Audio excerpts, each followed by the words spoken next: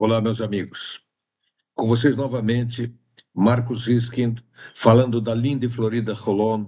Hoje um dia de inverno, mas com céu bastante azul, algumas poucas nuvens brancas, dando uma tonalidade muito bonita ao céu, mas infelizmente, para os nossos espíritos, um dia bastante cinzento. Eu peço a você que ouça o noticiário ou o comentário de hoje até o fim, porque no final do mesmo eu farei um convite a vocês para uma viagem comigo.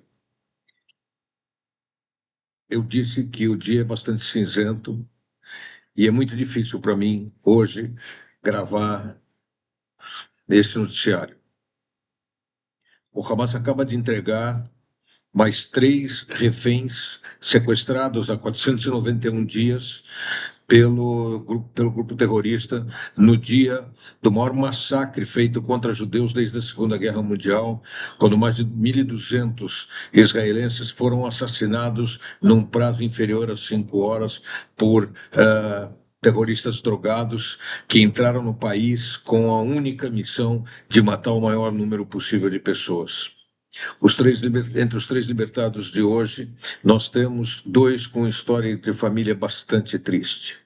E vamos então começar falando sobre a cerimônia dantesca, horrível, cínica, preparada pelo Hamas para a entrega desses reféns às forças israelenses via Cruz Vermelha. Aliás, Cruz Vermelha, que em nenhum momento visitou nenhum dos nossos reféns, em nenhum momento deu qualquer tipo de apoio, mas empresta as suas cores, os seus veículos e os seus funcionários para fazerem parte dessa cerimônia dantesca que ocorreu em Gaza.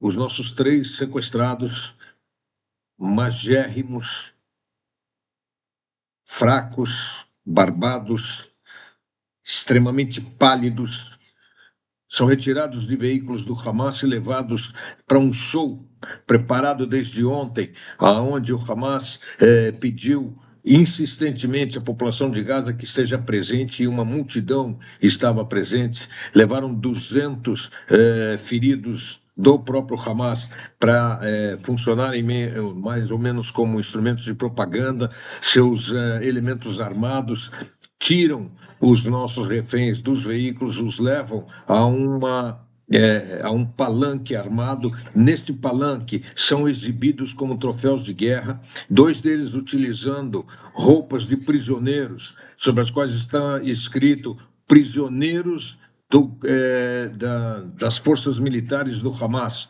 ou seja, como se eles fossem prisioneiros e não reféns, não sequestrados, civis tirados de suas casas. Or-Levi saiu com a sua esposa da sua casa, deixou o seu filho único, na época, com 1 ano, com seus pais, e foram, o casal, para o Festival Nova, um festival de música do lado do Kibbutz Reim. Foi lá que se iniciou o massacre. Ele e sua esposa conseguiram fugir e se abrigar num bunker que havia ao lado da estrada. Esse bunker se encheu de pessoas, um lugar com a possibilidade de acomodar mais ou menos 10 pessoas. Quase 50 estavam lá, extremamente apertados um sobre o outro. Quando o grupo terrorista Hamas chegou e começou a jogar dentro do bunker granadas, um jovem que estava quase à porta conseguiu devolver essas granadas para o lado externo do bunker, tentando salvar a vida de todos que lá estavam. Infelizmente, ele acabou sendo morto. Logo depois que ele foi morto, grupos de terroristas adentraram o bunker e começaram a atirar em todas as vítimas que estavam lá. A grande maioria acabou sendo fuzilada e morta. Alguns conseguiram sobreviver porque estavam sob os corpos dos assassinados, que é o caso de Or-Levi. Or-Levi foi levado como refém para Gaza e está sendo devolvido hoje. Ele vai se encontrar com seu único filho, que hoje tem 3 anos de idade e que praticamente não conhece o pai. Já sabe que a mãe não voltará, mas que o pai deve voltar hoje. Um outro que está voltando, e a história ainda mais terrível, trata-se de Ohad Sharabi. Sharabi foi sequestrado da sua casa em Be'eri. Be'eri era um kibbutz ao lado da fronteira, habitado principalmente por amantes da paz, que acreditavam na coexistência com os árabes, que, pelo motivo da proximidade, ajudavam muito os habitantes de Gaza, quando, por exemplo, precisavam vir fazer tratamento médico que Israel oferecia gratuitamente a doentes graves de Gaza, eles ajudavam a transportar gratuitamente essas pessoas, os buscavam nos postos de passagem, os levavam aos hospitais, os levavam de volta a Gaza. Muito bem, é desse kibbutz que Sharabi foi sequestrado. Ele ainda não sabe, mas saberá hoje que, infelizmente, foi assassinada a sua esposa.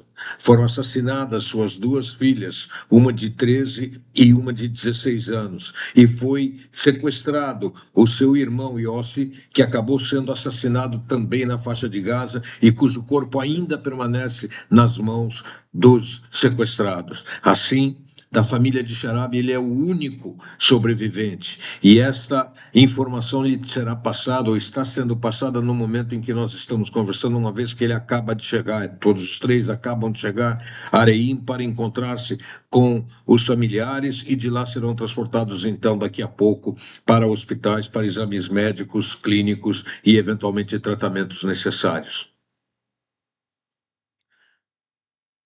Cruz Vermelha, como eu disse, jamais visitou qualquer um dos nossos sequestrados, 242 inicialmente, dos quais 76 ainda estão nas mãos do Hamas. Ela nunca visitou nenhum desses sequestrados nesses 491 dias que decorreram até agora. Ela não mostrou nenhuma ação para, de alguma forma, minorar o sofrimento dessas pessoas, mas se dispuseram a participar desta farsa, desta vergonhosa apresentação que foi feita sobre um palco na faixa de Gaza, onde representantes da Cruz Vermelha, com seus uniformes oficiais, com seus veículos oficiais pintados nas cores da Cruz Vermelha, participaram dessa dantesca demonstração de maldade feita pelo Hamas. Ato contínuo, infelizmente, em troca dessas nossas 3 vidas, tivemos que devolver uma leva imensa de terroristas, muitos deles condenados à prisão perpétua por assassinatos, bombas, facadas, etc., que mataram dezenas e, em alguns casos, até crianças, bebês em seus próprios berços. Assassinos esses que estão sendo liberados em troca de civis feitos reféns pelo Hamas. Eu queria aproveitar também esse momento para falar um pouco sobre o encontro histórico entre o presidente norte-americano Donald Trump e o nosso primeiro-ministro Bibi Netanyahu, ocorrido na última terça-feira. Bibi Netanyahu esteve com Trump e foi surpreendido com 2 afirmações de Trump que geraram muitos comentários mundo afora, e são eles. O primeiro, a ideia de que os cidadãos de Gaza poderiam vir a ser transferidos para terceiros países para permitir a reconstrução de Gaza. E a segunda, o que disse Donald Trump, que a Arábia Saudita estava pronta para fazer a normalização com Israel sem exigir em contrapartida a criação de um Estado palestino. Ninguém esperava essas declarações de Trump, ninguém sabia que Trump estava aventando estas questões, e algumas coisas são necessárias de serem ditas. Em primeiro lugar, apesar de que a imprensa mundial, de forma massacrante, criticou Trump pelo translado forçado da população de Gaza para outros países, é importante dizer que em nenhum momento Trump disse que eles seriam forçados a sair de Gaza. Era uma oferta que ele estava fazendo, e baseado na ideia de que a situação de destruição tremenda em Gaza é tão grande que seria necessário isto para poder reconstruir o país. É muito difícil reconstruir o país com tamanha população desabrigada que lá está vivendo no momento. Egito e Jordânia recusaram-se a receber essas pessoas por razões muito claras. A Jordânia que tem a maior parte da população jordaniana não é jordaniana na sua origem, não é hashemita, que é o povo que habita a Jordânia, mas sim palestinos. Os palestinos são a maior parte da população na Jordânia, que, aliás, é o único Estado árabe que deu cidadania aos palestinos que lá se radicaram. Esses palestinos, nos anos 70, 71, tentaram derrubar o governo jordaniano hashemita, tomar o governo e matar o rei Hussein. Não conseguiram, houve uma reação rápida e precisa das forças jordanianas. Aliás, o exército jordaniano é considerado o mais bem treinado de todos os exércitos árabes no Oriente Médio. Esse exército árabe lutou contra as forças palestinas, derrotou e matou um grande número de palestinos e expulsou a organização palestina da Jordânia. As lideranças palestinas foram expulsas para o Líbano e, ato contínuo, infelizmente, desestabilizaram o Líbano. Mas esta ação, que todos devem se lembrar, porque em função dela foi criado um grupo chamado Setembro Negro, porque setembro foi o mês desses confrontos entre o exército o exército jordaniano e as forças militares palestinas, que levaram à derrota flagrosa das forças palestinas. Então, os palestinos criaram um grupo com o nome Setembro Negro, um grupo terrorista que causou muitos sequestros de aviões, um massacre cometido lá nas Olimpíadas na Alemanha, e desvio de trens e aviões, homens bombas, suicidas, etc. Bem, por esse motivo, e para não aumentar ainda mais o número de palestinos dentro da Jordânia, o atual rei Abdullah recusou totalmente a ideia de Donald Trump. O Egito também recusou por motivos diferentes. A Irmandade Muçulmana é um grupo político-religioso que tentou tomar o poder no Egito, graças à força da democracia, ou da pseudo-democracia egípcia, aliada às forças militares que não são simpáticas a este grupo denominado Irmandade Muçulmana. O presidente Assisi conseguiu retomar o poder que havia caído nas mãos da Irmandade Muçulmana.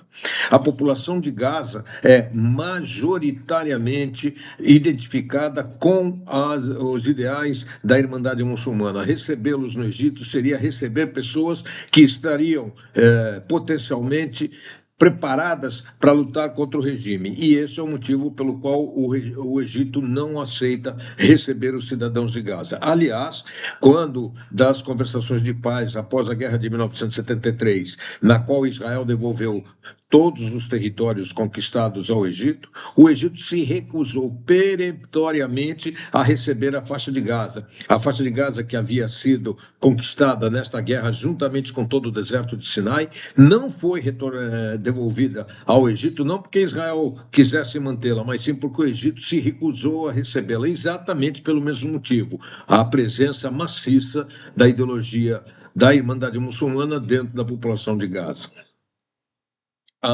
Na minha opinião, quando Donald Trump falou na retirada da população, isso significaria um golpe tremendo para os grupos terroristas que lá atuam. Isso poderia levar os grupos terroristas, pela pressão norte-americana, a buscar uma solução, se não de paz, pelo menos de cessar-fogo temporário. E quando eu falo temporário, eu falo num espaço de tempo suficientemente grande para deixar Israel tranquila.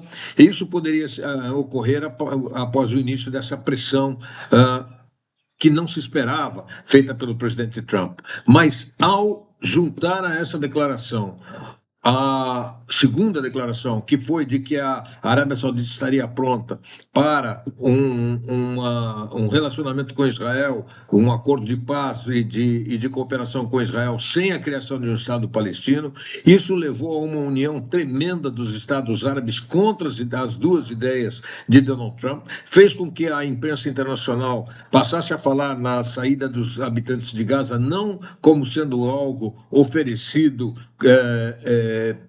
para aqueles que quisessem sair voluntariamente, mas sim como se Donald Trump estivesse obrigando essa população a sair, o que realmente, se ocorresse, seria um crime de guerra.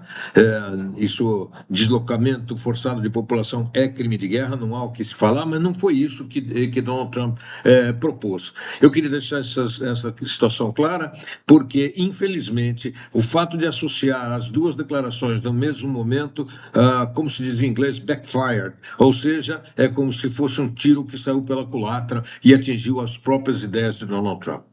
Para finalizar o noticiário de hoje, eu quero informar a vocês que eu estarei saindo junto com um grupo de amigos para uma viagem agora pelo Sudeste Asiático. Nós já estaremos visitando os países do Vietnã, o Laos, o Camboja e a Tailândia. Como é costume, durante as minhas viagens, eu faço um relatório sobre tudo que eu estou vendo, bastante digamos, bastante profundo em relação a meras informações de viagem. Este relatório, que começou como uma brincadeira, hoje tem cerca de 250 pessoas que já pediram para acompanhar. Se você quiser receber as informações diárias da viagem, basta me mandar um WhatsApp com o seu nome e WhatsApp. Não é necessário nem sequer o sobrenome, o nome e o WhatsApp. Mas atenção, se você já recebeu até aqui relatórios de viagens anteriores, por favor, não é necessário escrever, você já está no grupo. Só aqueles que ainda não receberam nenhuma vez os meus relatórios de viagem, estes sim, para recebê-los, precisariam se inscrever no meu grupo de WhatsApp. Por hoje é o que eu tinha a lhes dizer.